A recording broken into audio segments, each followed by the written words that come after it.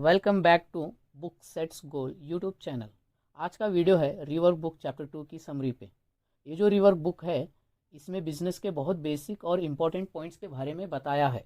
मैं इस बुक को डिटेल में चैप्टर वाइज शॉर्ट समरीज बना रहा हूँ ताकि आप लोगों का टाइम सेव हो और इजीली समझे। चैप्टर 1 की समरी मैं ऑलरेडी डाल चुका हूँ, लिंक डिस्क्रिप्शन बॉक्स में दिया है, जाके देखना ज़रूर। वीडियो स्टार्ट करने से पहले मेरी एक छोटी सी रिक्वेस्ट है, प्लीज़ सपोर्ट करें इस यूट्यूब चैनल को ताकि ऐसे ही यूज़फुल वीडियोस दे सकूं आपको। सो बिना टाइम वेस्ट किए let's begin. Rework chapter 2 step number 1, ignore the real world. Real दुनिया में कभी काम नहीं करेगा। आप इसे हर टाइम सुनते हैं जब आप लोगों को एक नए आइडिया के बारे में बताते हैं। ये एक ऐसी जगह है जहाँ नए आइडियाज़, अननोन अप्रोचेस और फॉरेन कॉन्सेप्ट्स हमेशा खो जाते हैं। सिर्फ वो चीज़ें जीतती हैं जो लोग पहले से जानते हैं और करते हैं, भले ही वो चीज़ें बुरी हालत में हो या एफिशिएंट हो। इससे भी बदतर वो दूसरों को अपनी खबर में घसीटना चाहते हैं। अगर आप होपफुल और एम्बिशियस है तो वो आपको समझाने की कोशिश करेंगे कि आपका आइडिया इम्पॉसिबल है। वो कहेंगे कि आप अपना टाइम वेस्ट कर रहे हैं। उन पर बिलीव मत करो। वो दुनिया उनके लिए रियल हो सकती है, लेकिन इसका मतलब ये नहीं है कि आपको उसमें रहना है। Step number 2, learning from mistakes is overrated. Business की दुनिया में फेलोर होने का एक एक्सपेक्टेड रूल बन गया है। आप हर टाइम सुनते हैं कि कैसे 10 में से 9 नए बिजनेस फेल हो जाते हैं। आपने सुना है कि आपके बिजनेस की पॉसिबिलिटी ना के बराबर है। लोग सलाह देते हैं जल्दी फेल होना और अक्सर फेल होना। Other people's failure are just that, other people's failure. अगर दूसरे लोग अपनी प्रोडक्ट की मार्केटिंग नहीं कर सकते हैं तो इसका आपसे कोई लेना देना नहीं है। अगर दूसरे लोग टीम नहीं बना सकते तो इसका आपसे कोई लेना देना नहीं है। अगर दूसरे लोग अपनी सर्विसेज का ठीक से प्राइस नहीं लगा सकते हैं तो इसका आपसे कोई लेना देना नहीं है। एक और आम गलतफहमी, आपको अपनी गलतियों से सीखने की ज़रूरत है। आप रियल में गलतियों से क्या सीखते हैं? आप सीख सकते हैं कि दोबारा क्या नहीं करना चाहिए, लेकिन वो कितना वैल्यूएबल है। इसके डिफरेंसेस अपनी सक्सेस से सीखने से करें। सक्सेस आपको सही इन्फॉर्मेशन देती है। जब कुछ सक्सेस होता है तो आप जानते हैं कि क्या काम करता है और आप इससे फिर से कर सकते हैं और अगली बार आप शायद इससे और बेहतर करेंगे। स्टेप नंबर 3, प्लानिंग इज गेसिंग। लॉन्ग टर्म बिजनेस प्लानिंग एक फैंटेसी है। ऐसे बहुत से फैक्टर हैं जो आपके हाथ से बाहर है। मार्केट की condition, competition, customers, economy etcetera. एक प्लान लिखने से आपको लगता है कि आप वो चीज़ें कंट्रोल में हैं जिन्हें आप एक्चुअल में कंट्रोल नहीं कर सकते। गेसेस अपनी बिजनेस प्लान्स को बिजनेस गेसेस के रूप में, अपने फाइनेंशियल प्लान्स को फाइनेंशियल गेसेस के रूप में और अपनी स्ट्रैटेजिक प्लान्स को स्ट्रैटेजिक गेसेस के रूप में रेफर करना शुरू करें।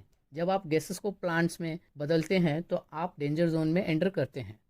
प्लान इम्प्रोवाइजेशन के साथ अलग है और आपको इम्प्रोवाइज करने में कैपेबल होना चाहिए। आपको साथ आने वाले अपॉर्चुनिटीज़ को लेने में कैपेबल होना होगा। कभी कभी आपको ये कहने की ज़रूरत होती है, हम एक नए डायरेक्शन में जा रहे हैं, क्योंकि आज यही समझ में आता है। Step number 4, why grow.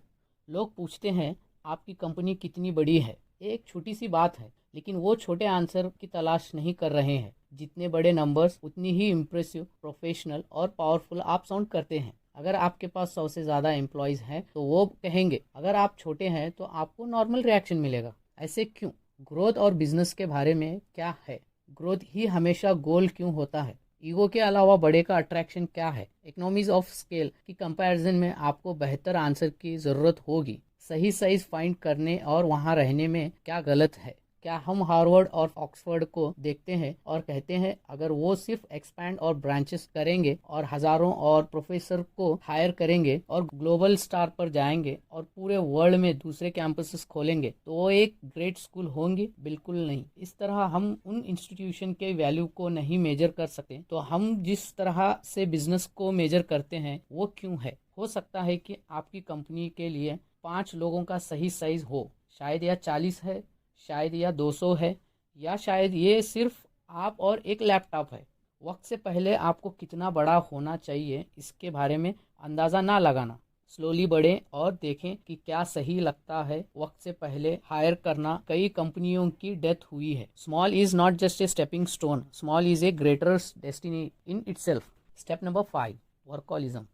हमारा कल्चर वर्कहॉलिक्स के आइडिया को सेलिब्रेट करता है। हम यहाँ आधी रात को तेल जलाने वाले लोगों के बारे में बात कर रहे हैं। वो पूरी रात खींचते हैं और ऑफिस में सोते हैं। किसी प्रोजेक्ट के लिए खुद को मारना सम्मान का बिल्ला माना जाता है। कोई भी काम बहुत ज्यादा काम नहीं होता। ये वर्कहॉलिज्म ना सिर्फ अननेसेसरी है बल्कि स्टूपिड भी है। ज्यादा काम करने का मतलब ये नहीं है कि आप ज्यादा परवाह करते हैं या ज्यादा काम करते हैं। इसका सीधा सा मतलब है कि आप सिर्फ ज्यादा काम करते हैं।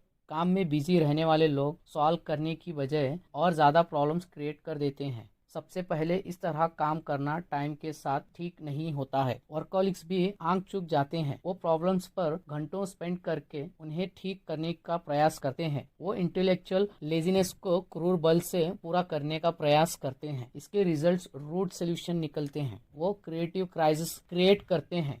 वो ज़्यादा एफिशिएंट होने के तरीकों की तलाश नहीं करते क्योंकि वो एक्चुअल में ओवर टाइम काम करना पसंद करते हैं। वो हीरोज़ की तरह फील करने का मज़ा लेते हैं। वो प्रॉब्लम्स क्रिएट करते हैं अक्सर अनजाने में ताकि वो और ज़्यादा काम कर सकें। थैंक यू एवरीवन, वीडियो पूरा देखने के लिए। प्लीज़ ऐसे ही सपोर्ट करें और वीडियो कैसा लगा कमेंट में ज़रूर बताना। Thank you.